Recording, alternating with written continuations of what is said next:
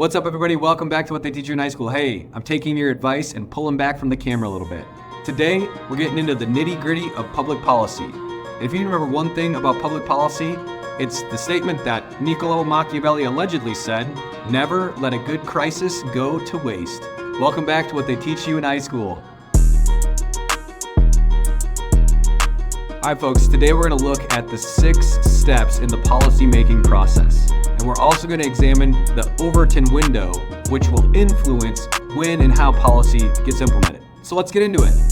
So the first step in the policymaking process is actually issue identification. And while both political parties are going to establish what they view as policy priorities, it's really the party in power that has most of the sway about which agenda gets enacted. That's because the Speaker of the House is who sets the agenda in the political process, especially in the House of Representatives. The way these agendas get established is by all of these political leaders who had just recently won elections coming together and saying, hey, these are the topics we brought up with voters, and these are the things that the voters said they wanted to be done in response to those problems that we identified.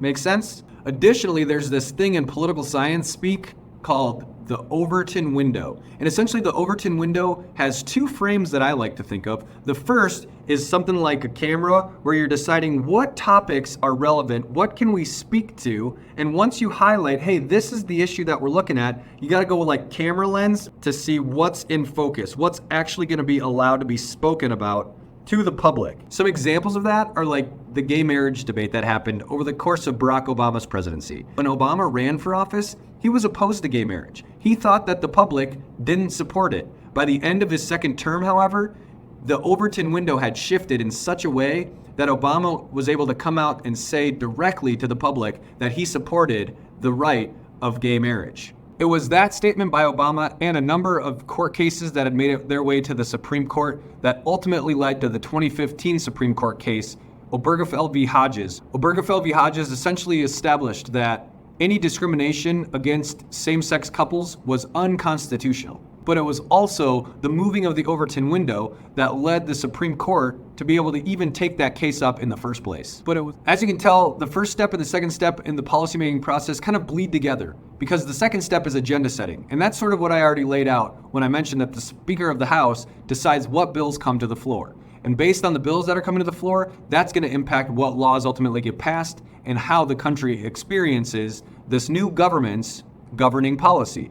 However, before people experience these policy changes, we got to cover steps 3 through 6 in the policymaking process. So step 3 is policy formulation. Some of the questions that come up during the policy formation process are, is this even a problem that the government should be solving? Do we have the ability, the constitutionality, in order to enact legislation in this area? How do we pay for this? Do we need to raise taxes? Do we need to cut programs elsewhere? Is this something that even needs additional funding? And the final question you need to consider is this something that we should be doing at the federal level, or is this something that should be done by states individually?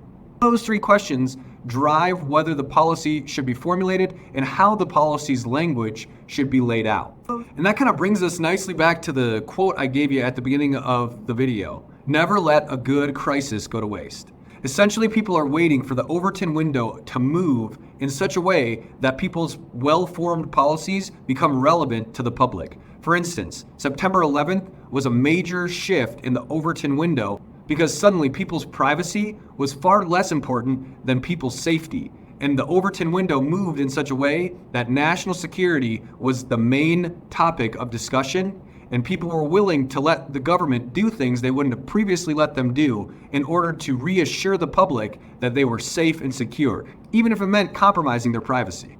Other things that shift the Overton window are statements politicians make, news articles that can shift the public opinion, as well as other crises. Like I mentioned, September 11th, school shootings, those are all examples of when the Overton window moves in a direction to focus on policy that needs to be enacted in order to respond to the crisis that we just saw take place. Step 4 in the policymaking process is policy adoption.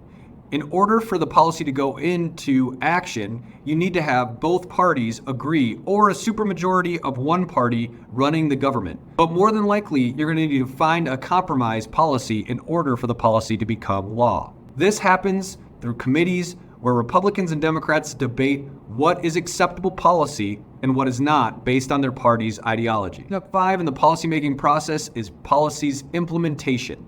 Once the policies get hammered out, they get sent to the president's desk where that president can either sign the bill into law or they can veto it. Assuming that they sign it into law, then, the next step in the process is when the president's role comes into play. Institutions like the police force or the IRS function under the executive branch, and it's those people that carry out the law or implement the policy that the legislature established. The final step in the policymaking process is the policy's evaluation. Oftentimes, legislators add what's called a sunset to the legislation that they're implementing. That way, after 3 years or 5 years or 6 years, whatever it might be, policymakers can take a look at how the law was implemented. Did it do the thing that they wanted it to do?